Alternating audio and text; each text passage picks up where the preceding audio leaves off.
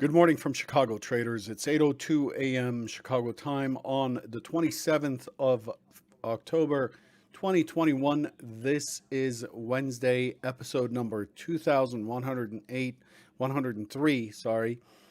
Derivatives trading is not suitable for all investors. Past performance is not necessarily indicative of future results. I want to let you guys know that we are having a trade wisdom segment today as part of the broadcast. A quick item that I feel is important for trader development.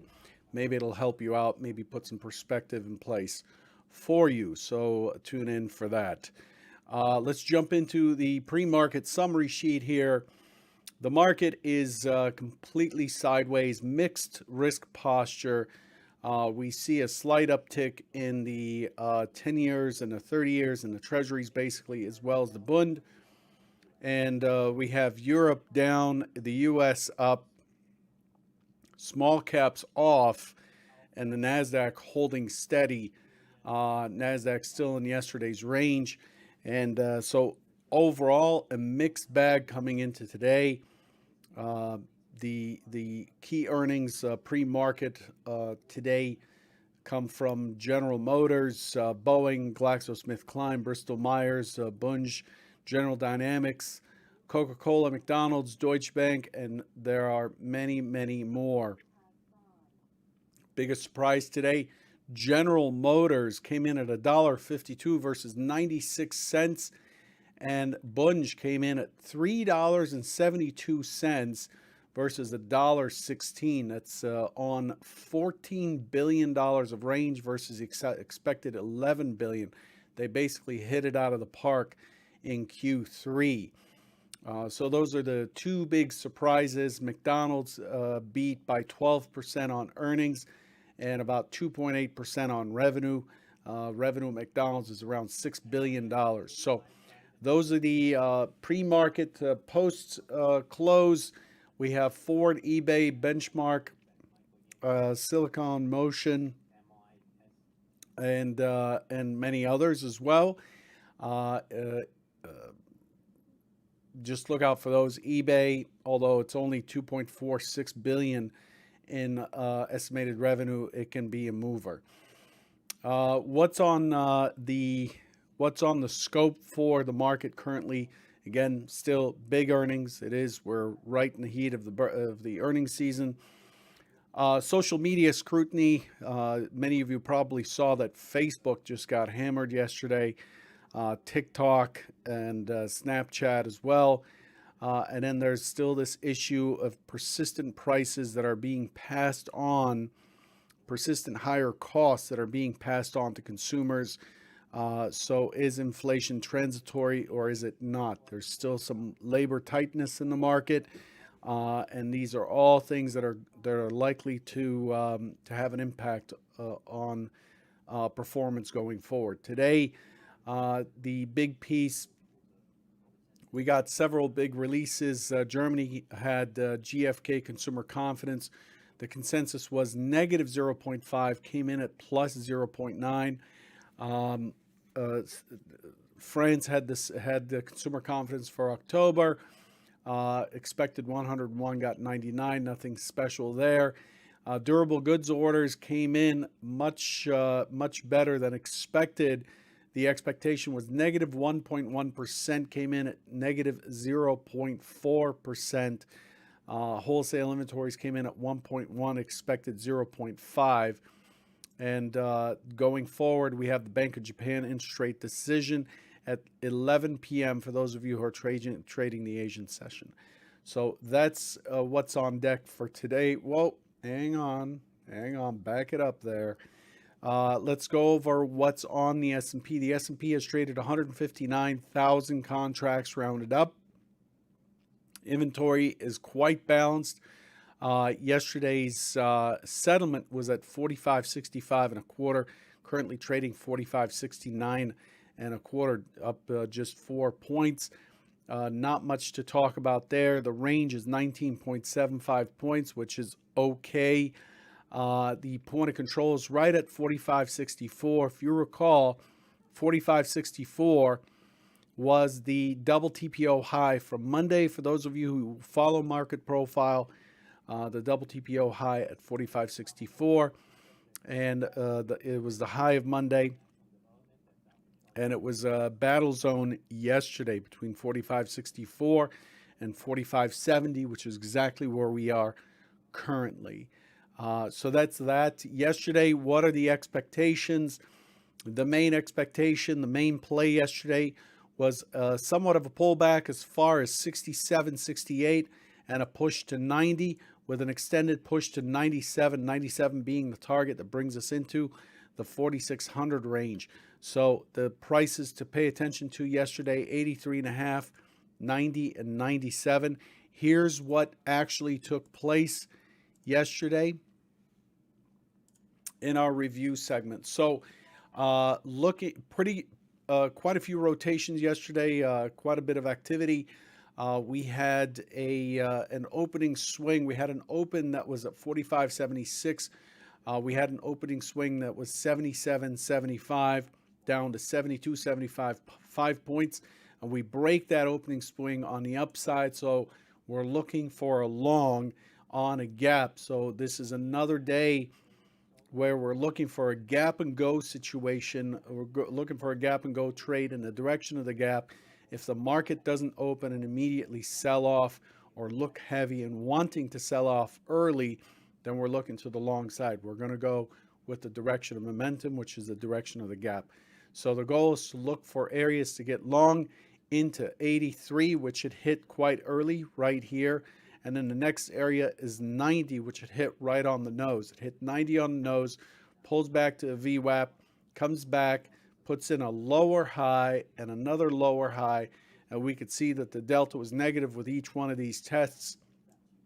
And it finally breaks to the downside. We have our largest rotation of the day to the downside, and it pulls right back into the zipper zone right here for the 85, and then finally breaks through. It breaks the IB low, so the IB stats done, goes to 70, which is what I talked about a minute ago. This area here is a tough area. You can see if I draw a line through the 70, if I can get it to go straight, that's not too bad.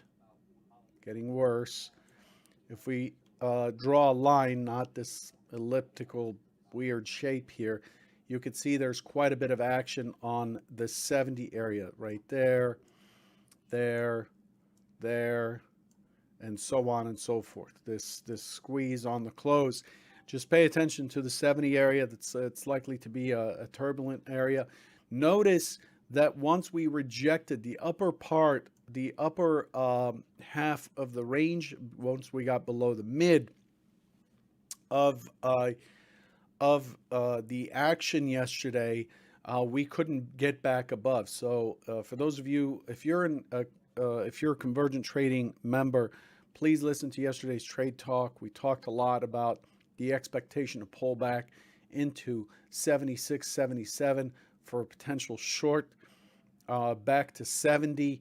And if it falls through, it falls through. And essentially, it held this area here.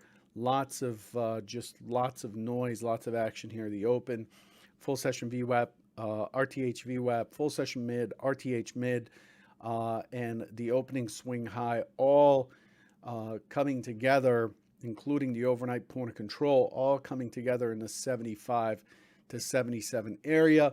That sets up a closing trade. I was not here for it, and we end up closing lower.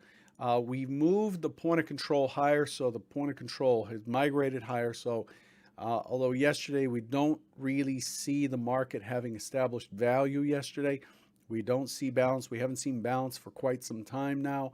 The market is really pushing pretty good, and we've migrated price and value higher. But yesterday overall looks like a rejection of that 45.90. May need to pull back a little bit in order to attract more buyers. This is what's happened since the open. So we sold off, held sideways. We popped higher after the session reopens, and then we attempted to push higher. We got right back into that 76, 77 area, which now happens to be the overnight high. That's not a coincidence. We push into the 76, 77 area and we sell off from here. Pretty good structure. What's indicated by the overnight session is that short time frame traders are in control in the overnight session. We do have a multi-distribution or a double distribution profile, but it's not very meaningful this session, mainly because it's kind of sloshing between those profiles. It's not like it formed it up here, came down, formed it down here, and stayed down here. It is running across it. So the context is meaningful, is important, and we are currently holding on top of the overnight point of control inside of the prior day's range. So this morning will be a very interesting push one way or the other, paying very particular attention to how this opening trade is treated. Let's take a look at the composite. This composite's made up of RTH only full day bars, so pit session only, and you'll see that we have this excess high that we left yesterday from 90 downwards, from 90 down to the open of 75 or so. And we are basically in the body of that candle. We're holding steady below the mid of yesterday. This looks like it wants to start working itself back. The key target below, and I want you to note this, is 45, 25, 50. 45, 25, 50. To me, this looks like it wants to turn over and take another test of that 45, 25, 50 before we make the next move, which I expect to be to 4,600. As long as the 45, 25, 50 area holds, we're likely to push 4,600 to 4,606, 4,620, and so on and so forth. We have a bunch of projected levels there. If it does not hold the 45, 25, 50, then we are likely to drop right back into the 44.67, 44.70 area, and we're likely to close a bunch of gaps. Okay, so we've done a good job on Monday testing that 25 early.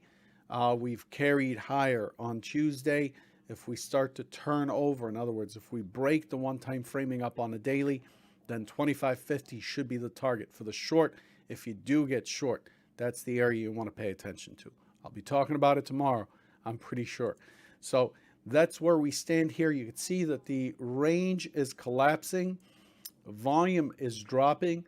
Volatility, the historical volatility close to close, is also dropping. It dropped from about 41.5 points per day, the 1 sigma move of close to close, to about 34 today. I believe it was 34.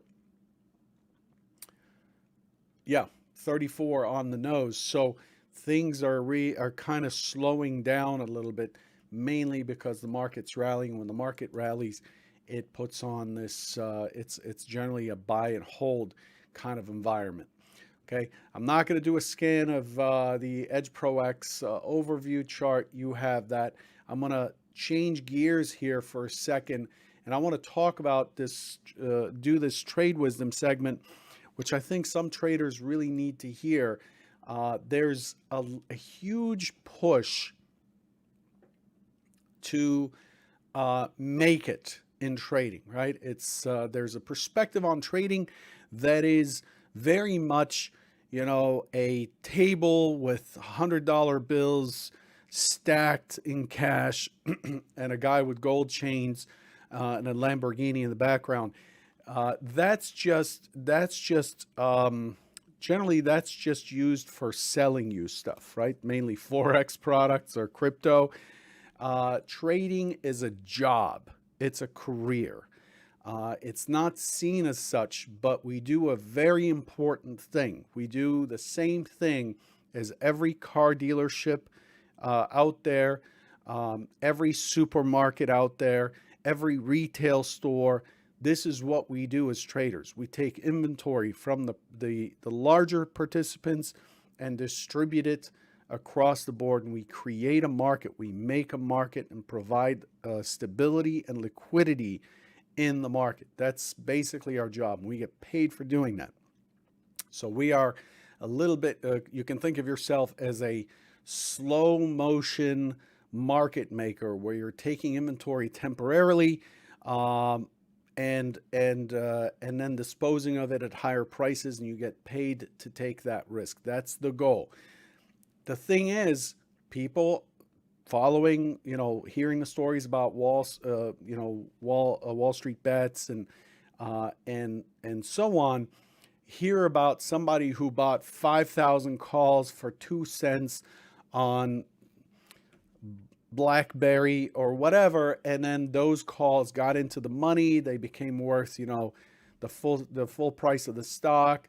The person YOLO'd their life savings. They put 20 grand in. They made it. They made $200,000, and everybody's looking for that hit.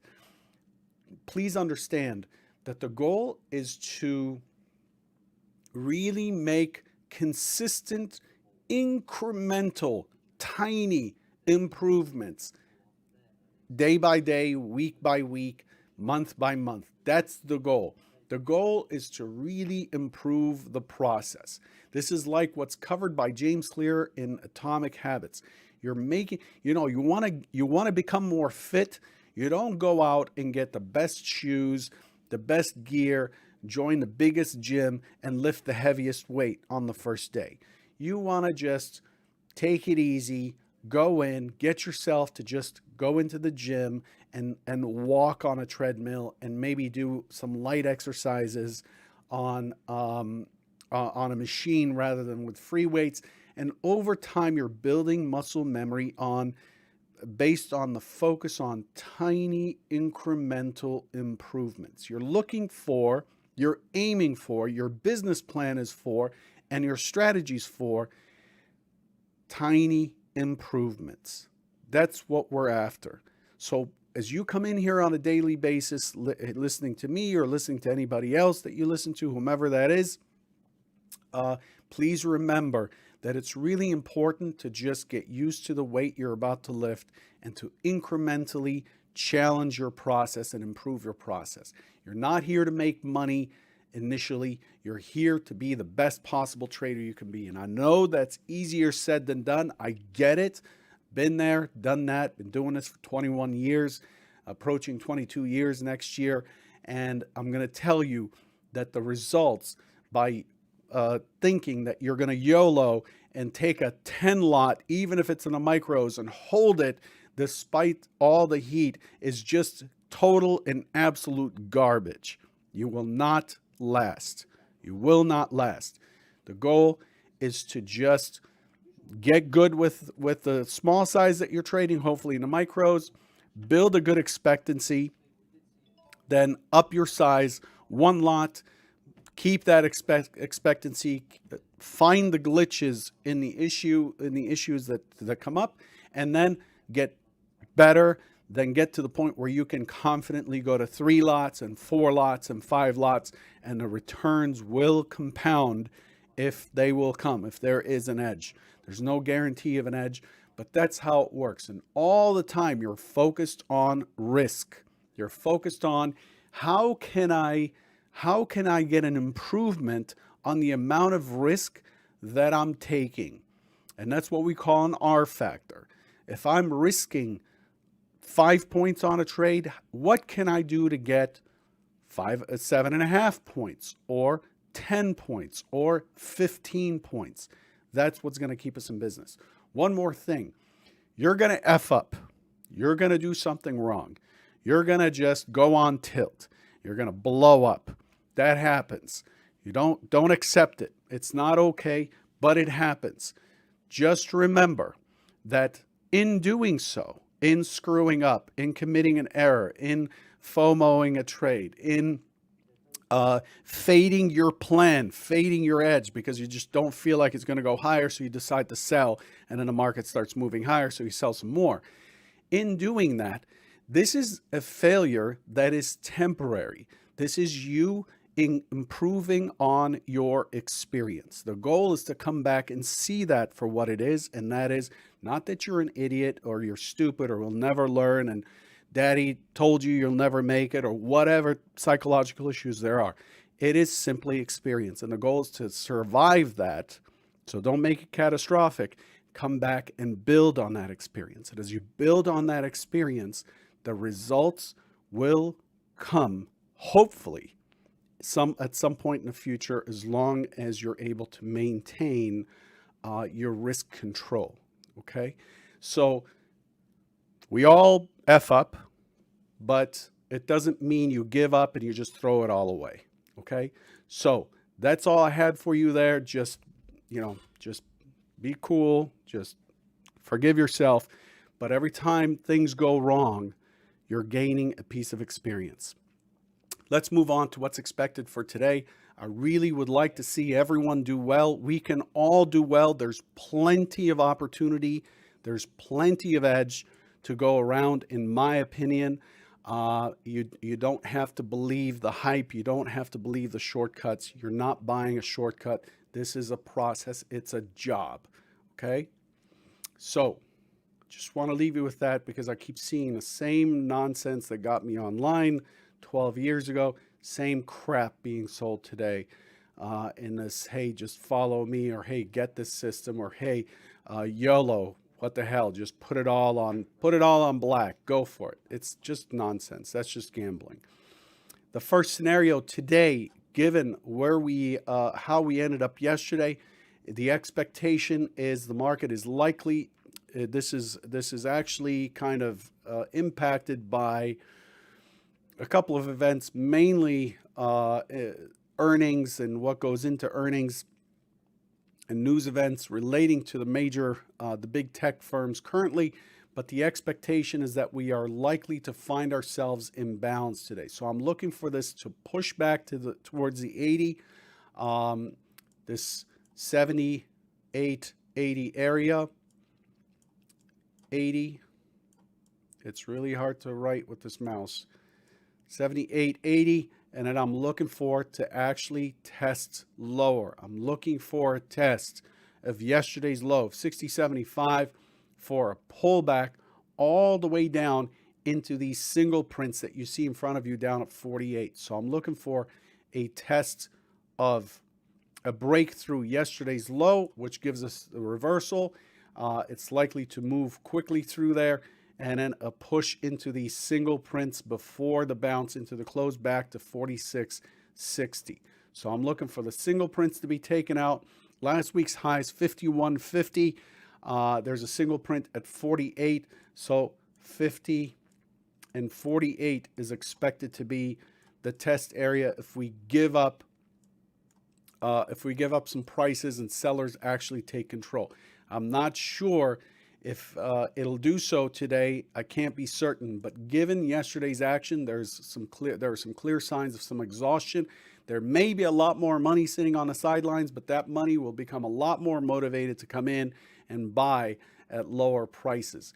The secondary is an open auction that becomes responsive back into this 45.63 area, consolidates, finds a bid like we've seen constantly, back into the overnight point of control, pushes 80, consolidates at 80, and then finally clears it for a run at the 83. And then in that case, the 90 becomes vulnerable, and the next area up is 97. I'm expecting ranges to expand a little bit today. I'm looking for it to either drop or pop one way or the other. There's the third scenario really is balanced, that it has been running up and it's shown some weakness yesterday. So everybody's kind of going to sit back and relax and wait to see what happens. And we may end up with a balanced profile from which we are likely to create a base for a higher push into 4,600. If we balance up here, we're accepting these prices and we are likely to see a break higher more so than a break lower.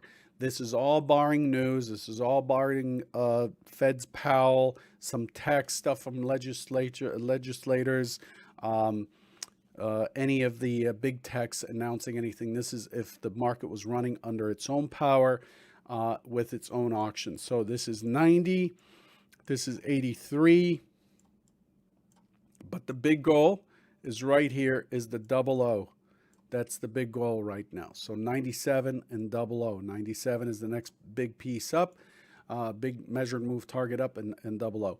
Very long trader bite, but I hope you listen to the wisdom that I'm trying to impart upon you.